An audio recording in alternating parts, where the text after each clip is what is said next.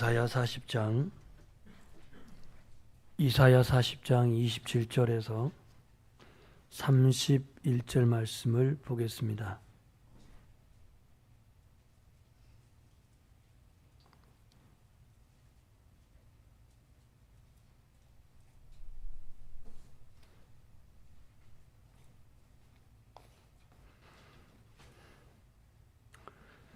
말씀을 봉독해 드릴 때에 주님의 귀한 음성 듣기를 소망합니다.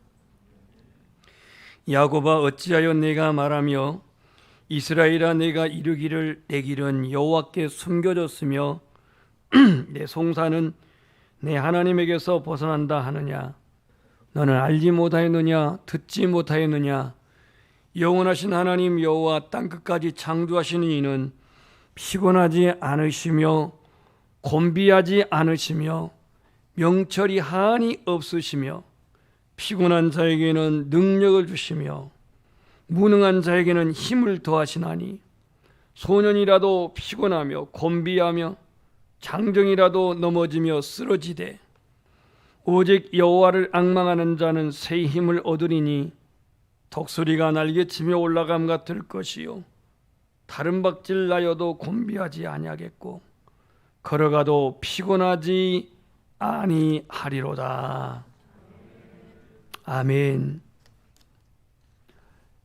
순천국제박람정원에는요, 순천국제정원에는 몇 종류의 동물이 있습니다.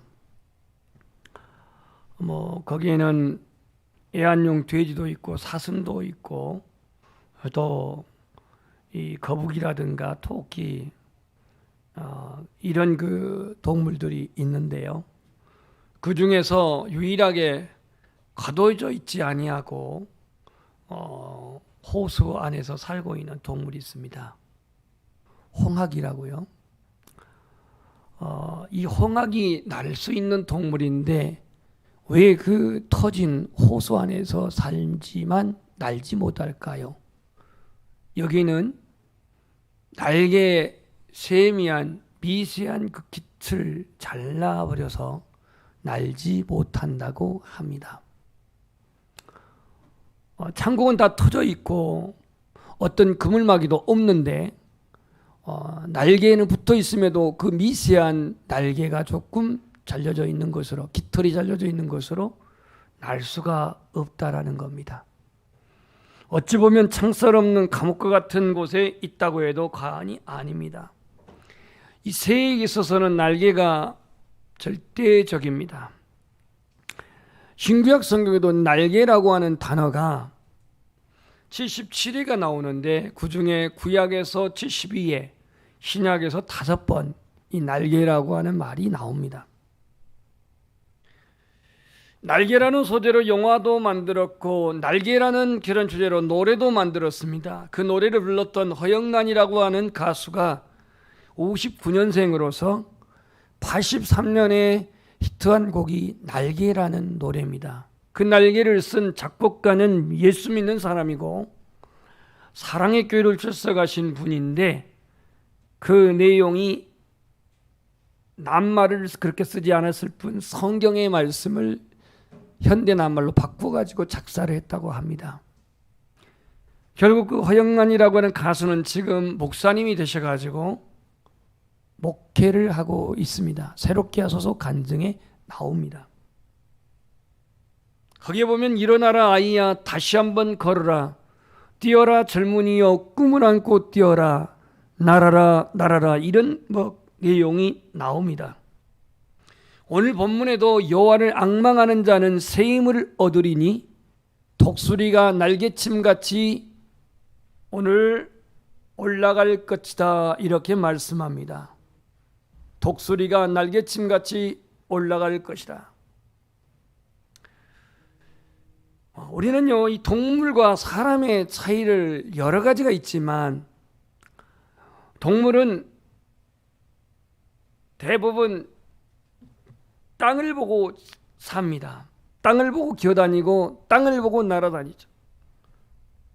쥐나 고슴도치, 너구리 이와 같은 동물은 땅을 파고 들어가는 특성이 있습니다. 하지만 창공을 향해서 나는 동물이 있다면 독수리가 대표적일 것입니다. 독수리는 상공으로 올라갈 때는 시속 70km, 사냥을 하기 위해서 하향으로 내려올 때는 300km의 속도로 내려온다고 합니다. 거의 KTX 수준입니다. 민첩하고 강하고 빠르게 높이 날 수 있는 게 독수리의 특징입니다. 사람과 짐승, 대부분 동물들은 다 땅을 보고 살지만 사람은 하늘을 보고 사는 존재입니다. 하늘을 보고 산다라고 한 것은 영원한 세계를 동경하고 있고 비전을 품고 살아간다는 것입니다. 양이라고 하는 동물은 평생 땅만 보고 살아가는데 딱 한 번 하늘을 볼 때가 있답니다. 그게 언제냐면 양을 잡을 때. 양을 잡으면 뒤집었거든요. 뒤집으니까 그때 비로소 하늘을 딱 한 번 본대요. 그 외에는 오로지 땅만 보고 사는 것이라 이렇게 누가 썼대요. 사람이 양처럼 땅만 바라보고 산다고 한다면 이 얼마나 정말로 비전이 없는 것입니까?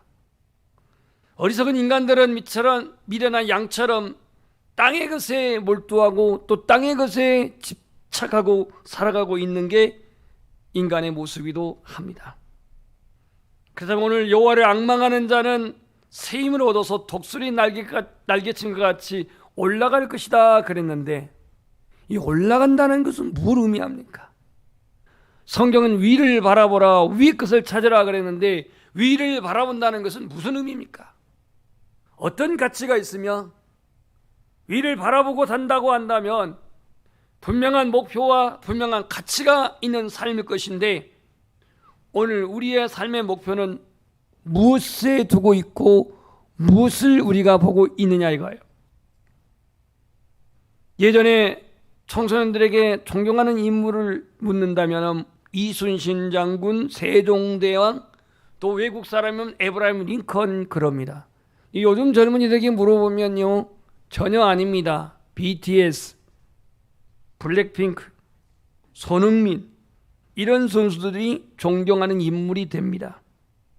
왜냐하면 온 국민의 인기와 부를 한꺼번에 거머쥘 수 있기 때문에 그들을 흠모하고 존경한다는 것입니다.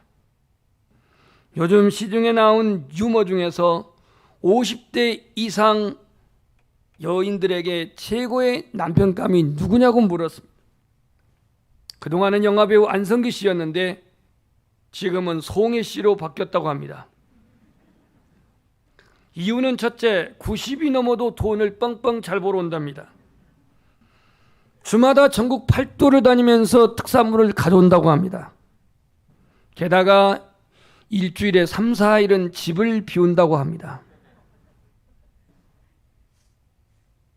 하루 세끼 밥을 축내는 삼식이보다는 사나흘 집 비우는 남편이 좋다? 어린 아이 어른 할 것 없이 가치관이 변하고 있는 현실의 쓸쓸한 모습이기도 합니다. 올라가는 것이 아니라 비상하는 것이 아니라 땅으로 곤두박질 치고 있다고 한다면 이것은 오늘 우리는 신앙의 성장이 아닌 신앙의 변질이라고 할 수가 있습니다.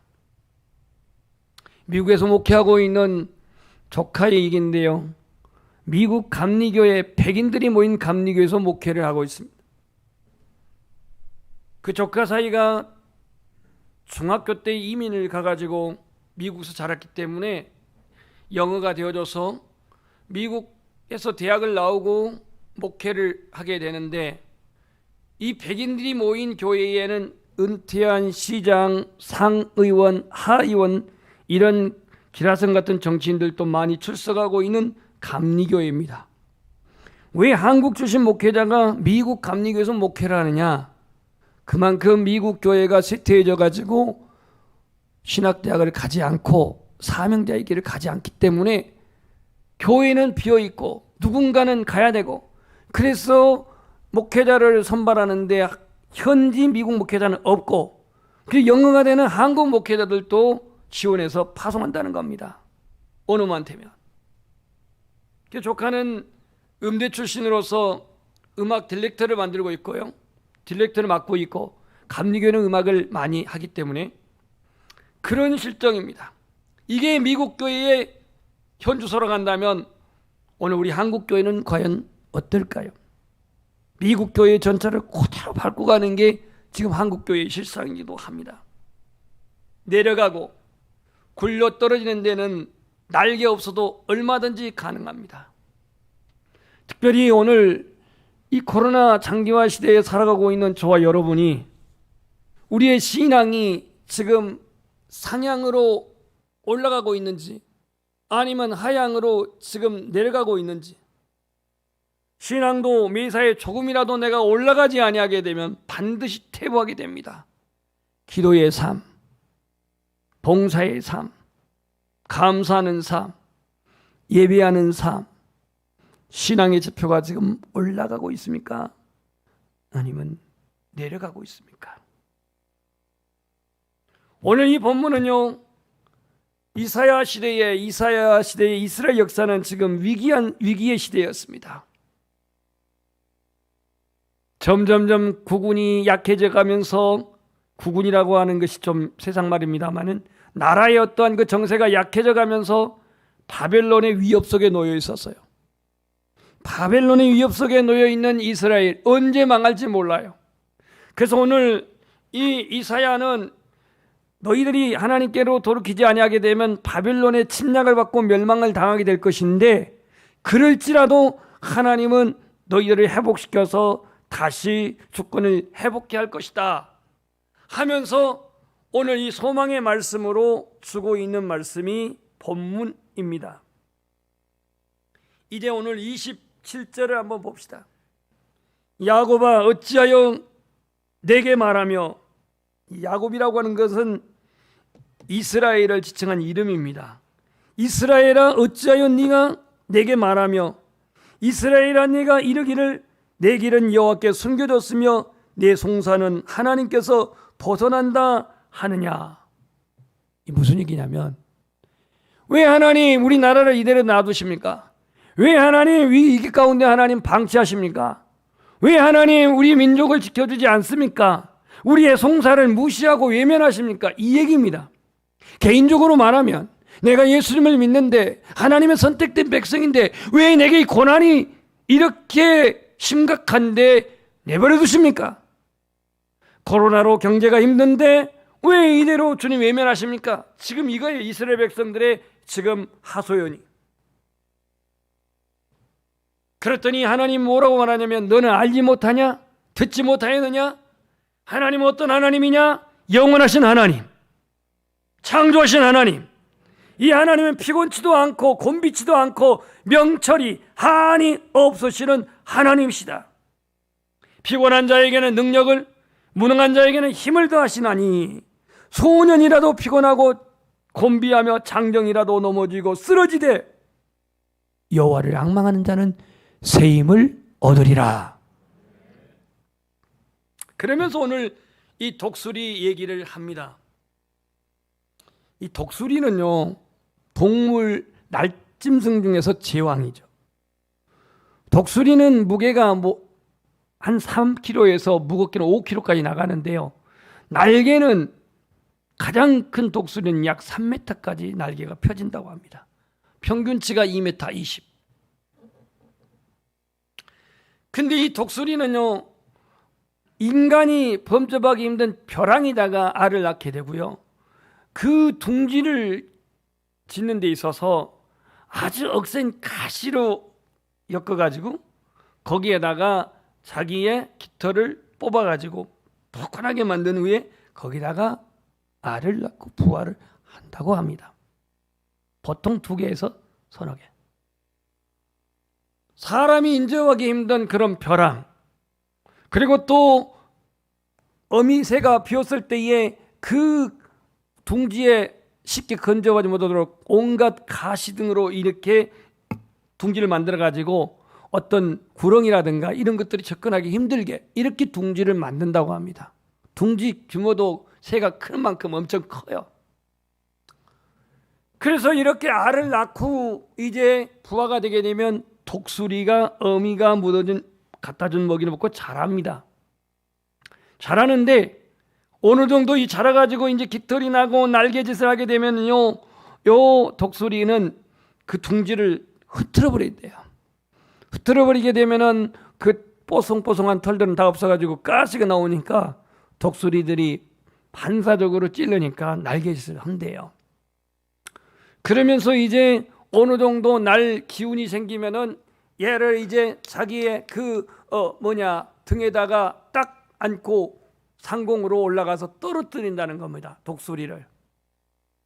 그러면 첫 날개짐에 독수리는 속숨을 치고 떨어지는데 땅에 떨어지기 전에 독수리가 벼같이 날아와가지고 다시 받아가지고 이걸 수없이 반복한대요. 그래서 강한 독수리가 된다는 겁니다. 오늘 이 하나님은 독수리의 날개침을 같이, 이 독수리의 날개침이라고 하는 것은 오늘 우리에게 주어지는 은유적인 의미가 있습니다. 신명기 32편 11절부터 12절을 보면 독수리가 그의 날개를 펴서 새끼를 받으며 그의 날개 위에 그것을 엎는 것 같이 여호와께서 홀로 그를 인도하셨고 그랬어요. 그러니까 하나님이 보호하시는 사랑을 독수리의 날개로 품듯 보호하듯 이렇게 말하고 있습니다. 날개는요 강합니다. 자신을 지키고 새끼를 본능적으로 보호합니다. 시편 91편 4절에도 그가 너를 그의 깃으로 덮으시리니 내가 그의 날개 아래 피하리로다 그랬습니다. 날개 아래. 이 날개 아래 피해있던 다윗은 하나님이 보호하시는 그 보호와 인도하심 속에서 두려워하지 않고 무서워하지 않고 담대할 수 있은 고백을 합니다. 여호와는 내 생명의 능력이시니 내가 누구를 무서워하리요? 여호와는 나의 빛이요 나의 구원이시니 내가 누구를 두려워하리요? 다윗은 이 믿음으로 골리앗을 격파했고 다윗은 이 믿음으로 말미암아 이스라엘 나라를 통치하였습니다. 강하고 위대하신 하나님 임마누엘 하나님이 함께 하신다고 하는 것을 독수리의 날개로 표현한 것입니다. 시적인 표현이죠. 우리 대한민국의 선교단체 중에서 어느 선교단체는요 그 훈련을 독수리 훈련학교라고 이름 붙이는 선교단체가 있습니다. 이글 트레이닝 스쿨이라고 해가지고 독수리 훈련학교라고 그래요. 독수리 훈련학교. 독수리를 훈련한 게 아니라 독수리처럼 강하게 훈련한다는 얘기입니다. 제자로서. 그런데 프랑스에서는 독수리를 실제로 훈련시킨답니다. 뭐 때문에 독수리를 훈련시키냐? 범죄용 드론을 잡기 위해서 독수리를 훈련시킨답니다. 요즘만 드론이 그냥 사방팔방이 다 있는데요. 어떠한 자연 광경을 찍는데도 드론이 작동하고 운동 경기하는 데서도 드론을 사용하고 군사 작전을 하는 데서도 드론을 사용하는데요. 범죄단체에 사용하는 드론을 격파하기 위해서 독수리를 훈련시킨대요. 독수리가 빠르기 때문에 드론도 속도가 장난이 아니지만 그래서 그걸 격추시킨다는 겁니다. 훈련된 독수리가 말이죠. 하나님은 자기 백성들을 독수리처럼 훈련시키는 하나님이십니다. 이게 바로 신명기 32장 11절에 나와 있습니다. 출애굽에서 40년 동안 광야 생활한 것도 노예의 근성을 벗겨내기 위한 것이었고 가나안에 들어가서 하나님의 백성으로 살아갈 체질 개선의 훈련을 한 것입니다. 오늘 코로나 이 환경 속에서 주님은 어떤 훈련을 하고 있다고 생각합니까? 누가 하나님 나라에 들어갈 곳간이들을 알곡인지 누가 하나님의 그 곳간에 들어가지 못하고 태워질 불에 살아가질 쭉증일지 이거를 선별하는 과정이 아닐까 싶어요. 시련과 연단, 고난과 환란 이 두 가지의 이 환란에 두 가지 태도가 있습니다. 첫 번째는 왜 나만 겪지? 왜 나에게 이런 고난이 주어지지? 내가 뭘 잘못했다고? 내가 뭘 잘못했기에 내게 이런 고난이 오지? 이러한 비판적인 부정적인 고난에 대해 반응한 태도가 있습니다. 하나님은 정말 살아계시는 건가? 유대인들이 비참하게 나치에서 학살당할 때 그들은 하나님을 아주 하나님에 대해서 의혹했어요. 하나님 정령 선택된 유대인 선민된 우리를 버리시나이까? 하나님 정말 살아계신 것입니까? 그렇게 그들은 회의적인 반응을 보였다고 합니다. 그런가 하면 하나님의 의도는 무엇일까? 시련과 연관, 고난과 환경이 왔을 때에 하나님의 의도는 무엇일까? 대표적으로 다윗이 압살롬의 반역으로 말미암아 그가 왕궁에서 신발도 못 신고 이제 기드론 시내를 건너 도피를 합니다. 마나임으로. 근데 그 기드론 시내를 지나가는 데에 저 언덕에서 사울 행정부의 그 한 축을 맡았던 게라의 아들 시므이가 다윗을 저주합니다. 다윗을 막 입에 못 담을 말로 욕을 하며 저주를 합니다. 그러니까 이 얘기를 듣고 있었던 바울의 옆에, 다윗의 옆에 있는 아비새가 저 녀석을 죽여버릴까요? 어떻게 왕을 저렇게 험담하고 욕을 할 수가 있습니까? 이때 다윗은 가만 내버려 둬라. 여호와께서 저주하라고 하심이 아니냐?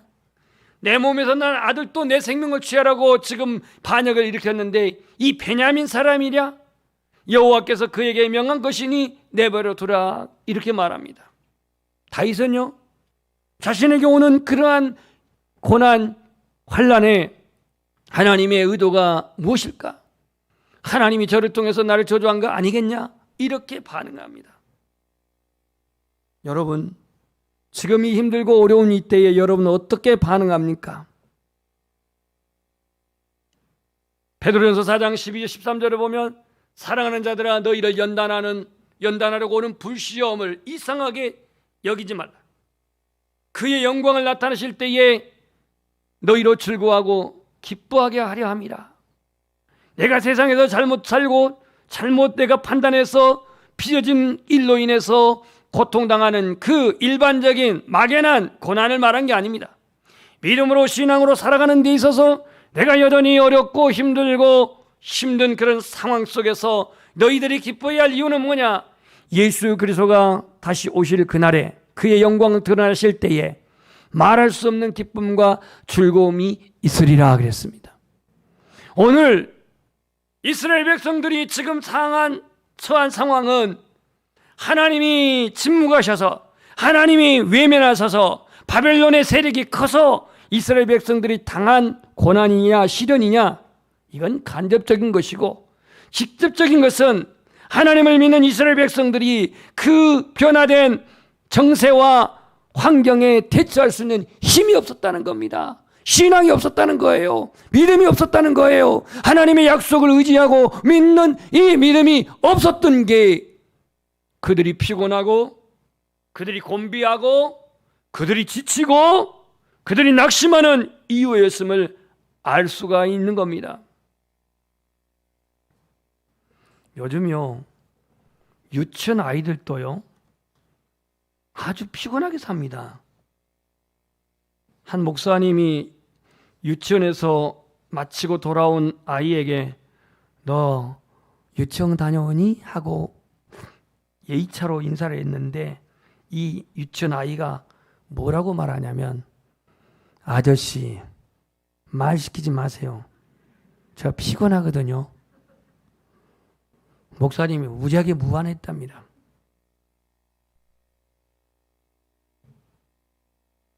오늘 나에게 피곤한 이유가 뭘까?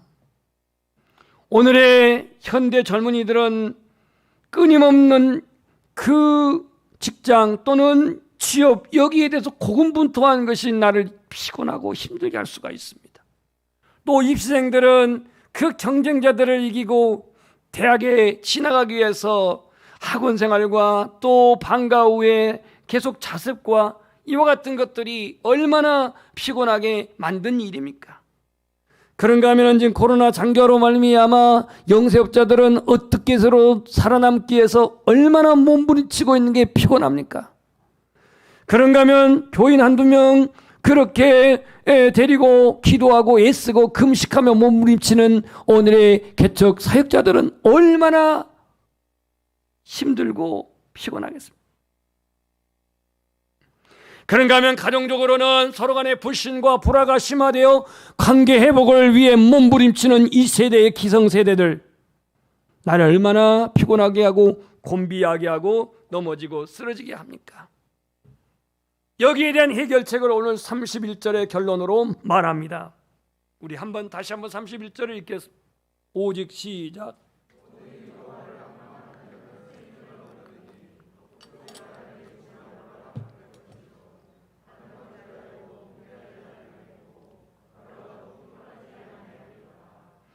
아멘. 우리 찬송가 보면 394장인가 보면 주를 앙모하는 자 찬양 있죠. 그 앙모하고 앙망은 똑같은 말입니다. 그 앙망이 무슨 뜻이냐고 사전적으로 찾아봤더니 간절한 마음으로 우러러보다, 사모하고 인내하며 도움을 기다린다, 하나님께 시선을 고정하고 온 마음으로 하나님을 사모한다. 이게 사정적인 의미의 앙망한다는 뜻입니다. 근데 원어적인 의미를 보니까 이걸 카바라고 써 있는데, 카바, 또 우리 여집사님들 바다에 쉬는 카바 말고 히브리어 카바, 이 카바는 무슨 뜻이냐면 하나님과 연합하다 이런 뜻입니다. 누구와 연합하다? 하나님과 연합하다. 오늘 우리가 예수님을 믿는다고 한다면 입만 믿는 게 믿는 게 아니잖아요. 예수님을 믿는다면 예수님의 의의를 따르는 거 아닙니까? 아멘. 내가 예수님을 사랑한다고 한다면 예수님 사랑해요 이렇게 말만 해갖고 사랑한 게 아니잖아요.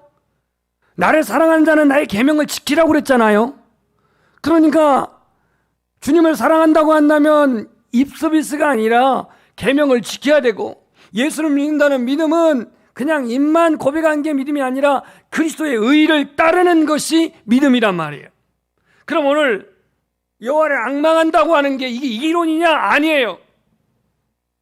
인지사항으로 끝나는 게 아니란 말이죠. 여호와를 앙망한다는 것은 여호와 하나님과의 연합한다는 거예요. 하나 된다는 거예요. 그러면 하나님과 연합한다는 구체적인 행위는 뭡니까?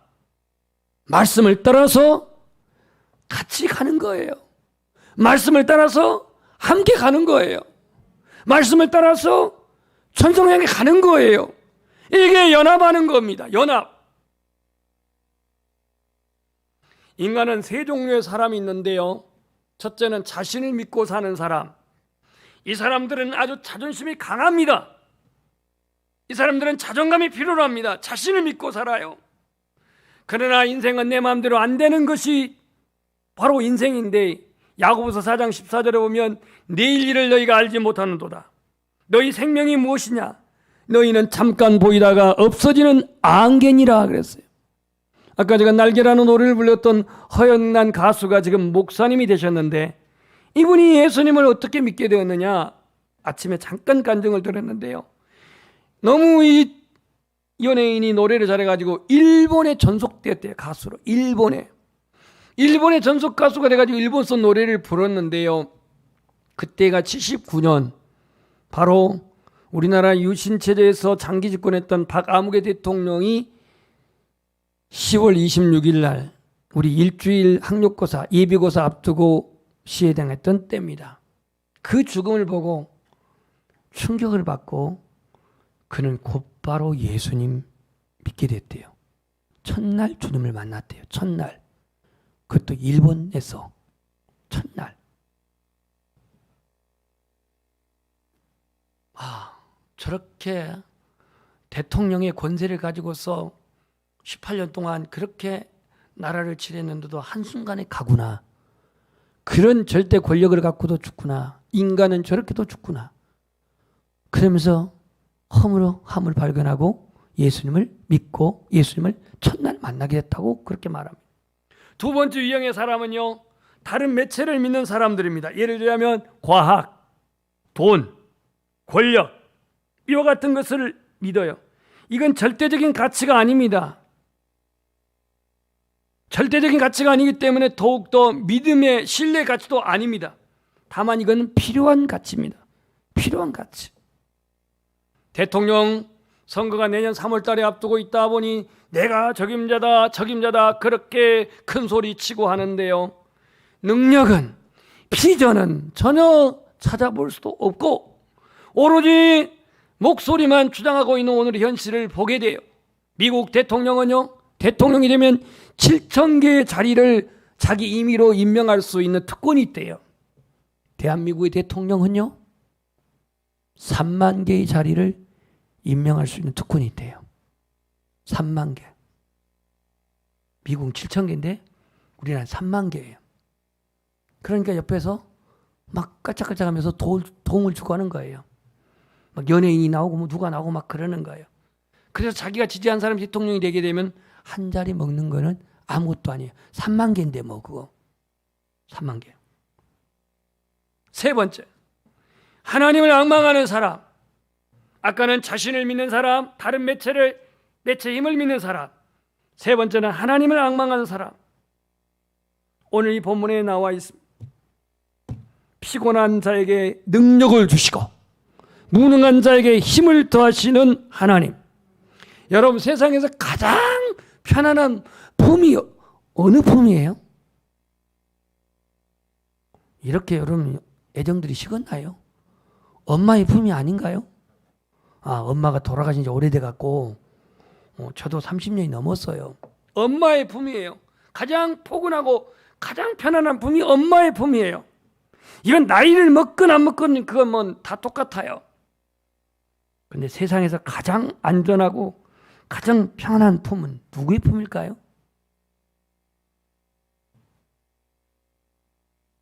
대답할 가치가 없죠. 하나님의 품이 아니겠습니까? 오늘 이 독수리의 날개 품.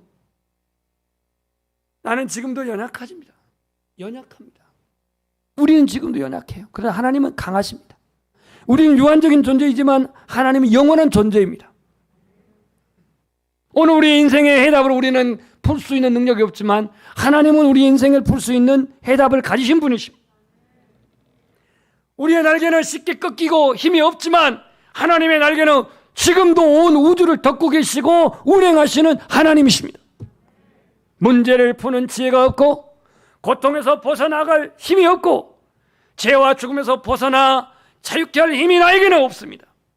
그러나 여호와 하나님을 앙망하고 하나님과 연합하여 그를 바라보는 자, 기리하고 사모하고 고대하고 기다리는 자, 오늘 주님은 새 힘을 주신다고 약속하십니다. 구원의 확신이 없어 천국에 갈 자신도 없습니까? 내가 제3의 확신이 없어 천국을 갈 자신도 확신도 없습니까? 오늘 하나님의 날개 안으로 들어오십시오. 주님의 날개 안에 거하십시오. 주님의 멍에를 메십시오. 이제 오늘부터 이 10월의 첫 주가 시작됐는데 하늘을 보니 청명한 하늘입니다. 왜 청명한지 아시죠? 중국이요, 요즘 호주에서 석탄 안 주니까 중국의 공장들이 50%가 다 멈췄대요. 우리나라의 미세먼지나 모든 건 다 중국이 주범인데 중국이 지금 공장들이 50% 60%가 다 중단됐어요. 못 들고 있어요. 그리고 전력량이 부족해가지고 네온도 다 끄고 있어요. 그러니까 지금 저 중국의 광활한 중국에서 지금 그런 공해들을 덜 만들으니까 우리나라도 상대적으로 지금 청명한 지금 하늘을 보고 있어요. 물론 가을이기도 하지만 오늘 우리가 이 하나님께로부터 위로부터 부여하시는 그 은혜를 힘입읍시다. 날개라고 하는 것은 하나 가지로 못 납니다. 반드시 두 개가 있어야 나릅니다. 날개는 두 개지 네 개도 아니고 세 개도 아니고 한 개가 아니에요. 오로지 두 개예요.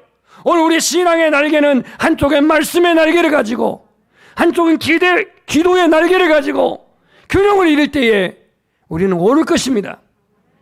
독수리의 창공을 향해서 힘차게 올라가는 것처럼 오늘 이 가을을 맞이한 우리 연양의 모든 믿음의 우리 모든 교우들이 하나님의 약속의 말씀을 붙들고 독수리처럼 올라가는 저와 여러분 되시기를 주의 이름으로 축복합니다. 찬송하겠습니다.